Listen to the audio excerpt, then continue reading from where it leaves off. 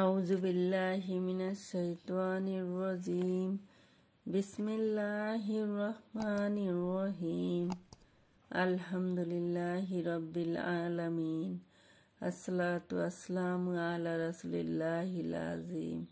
সুপ্রিয় দর্শক শ্রোতা, আসসালামু আলাইকুম। প্রথমে শুকরিয়া আদায় করছি আল্লাহ তাআলার, যিনি এই হাদিস আলোচনার সুযোগ করে দিলেন।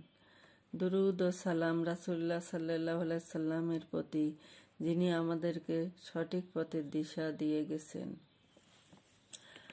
আজকের হাদিসের বিষয়বস্তু মাজলুম ও জালিমের সাহায্য করা।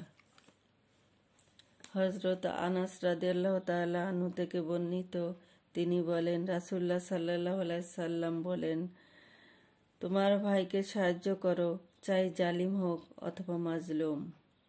এক ব্যক্তি বলল, হে আল্লাহর রাসূল, সে যদি মাজলুম হয়, আমি তাকে সাহায্য করব? যদি সে জালিম হয়, তবে আমি তাকে কিভাবে সাহায্য করব? তিনি বলেন, তাকে জুলুম করা থেকে বিরত রাখো, বাধা দাও, এটাই তাকে সাহায্য করা।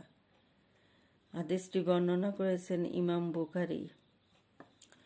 পরিশেষে আল্লাহর কাছে এ তাওফিক কামনা করি যে আমরা যেন মাজলুম ও জালিমকে সাহায্য করতে পারি এবং জালিম যেন কোনো মানুষের উপর জুলুম করতে না পারে, তার ব্যবস্থা যেন আল্লাহ করে দেন। আমিন।